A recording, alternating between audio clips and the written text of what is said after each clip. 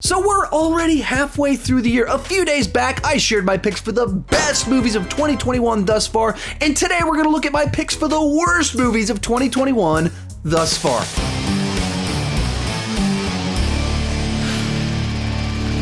Hi, my name is Sean, and I love to talk about movies way too much. With that in mind, go ahead and join me down below in the comment section. Share your picks for the worst movies of 2021 thus far. My list is not the right list. It's just my list, and I would love to see yours. One more thing before we get started. There is a companion video to this over on Patreon with the 5 most disappointing movies of the first half of the year. Not necessarily 5 more of the worst movies of the year, but most disappointing. Join at any level over on Patreon, and you can unlock that video and so much more. The link is down below in the description, and let's get started. Fifth from the bottom is Infinite. Now, this is a sci-fi fantasy action film from a director that I like, with a great cast. I should have been eating this movie up. Some things should work, but do they? Unfortunately, this one turned out to be just a big, jumbled mess. It feels like they took Highlander and The Matrix and The Bourne Identity and a bunch of other better films, put them in a blender,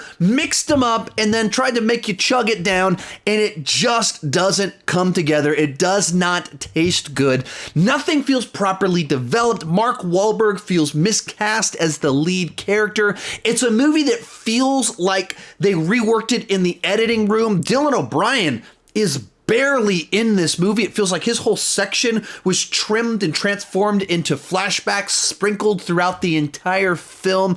So while there's some ideas here that potentially could have been interesting about a reincarnation and memories being passed along, it doesn't turn into a meaningful film that pays off in the end, and it just fell flat for me. Which is saying a lot because I really like these types of movies. Next up, Barb Star go to Vista Del Mar. Now, this is an interesting one because obviously it's on this list. I didn't like this movie, but based off its Rotten Tomatoes score and my comments section, most other people did. Looks like I'm the one with the hot take here. Well, agree to disagree. All I can do is give my honest opinion, and for me, this was an unfocused comedy where only like 1 out of every 10 jokes landed. And I thought my jokes were bad. Felt to me like when they used to adapt SNL skits into movies, but most of the time there wasn't enough material to justify a 90-minute runtime. Only in the case of this movie, there was no SNL skit. It just feels like this old leftover idea with these wacky characters being put into these campy, over-the-top, goofy situations. Felt like it was like a raunchy comedy, but it wasn't really going for it as a raunchy comedy. So for me, I kind of was actually going into this one pretty excited because it's from the writers of Bridesmaids, and it just didn't deliver any of the stuff that I loved about Bridesmaids. It just went for broad, raunchy comedy. And for me personally, it didn't work. I understand that it did work for a lot of you. Third from the bottom, Coming to America. Long delayed comedy sequels don't have the best reputation, and this movie lived up to their bad reputation. On virtually every level, this movie is dramatically inferior to the original. It doesn't have the heart, the humor, or the characters. Oh, this is bad. This is really, really bad. The part that really upset me about this film is that one of the things that made the original so endearing was the character of Akeem, who is this prince who goes to America and he's willing to mop floors at a fast food restaurant, and he does it with pride. He's someone with so much integrity that he wants someone to marry him for who he is. And when someone tries to rob the fast food place, he steps into action and takes out Samuel L. Jackson.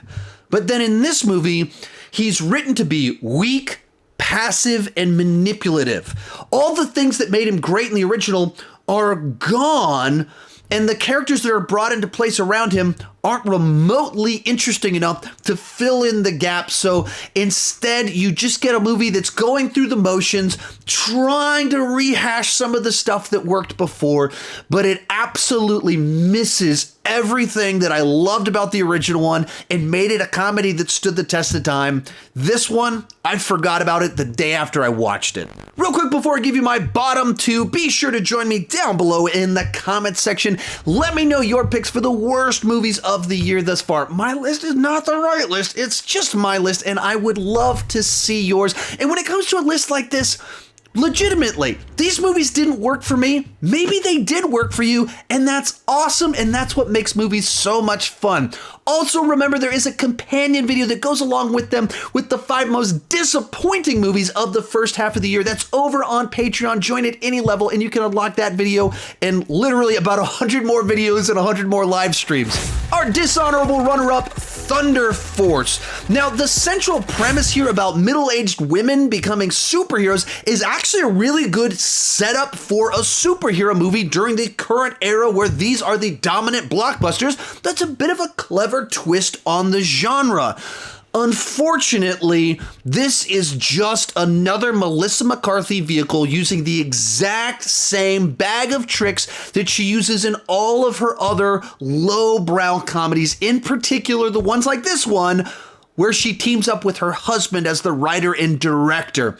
It's the same low-hanging fruit, base-level humor and improv gags where she gets all of her friends together and they just kind of stand there and riff and make jokes, and it just lacks wit.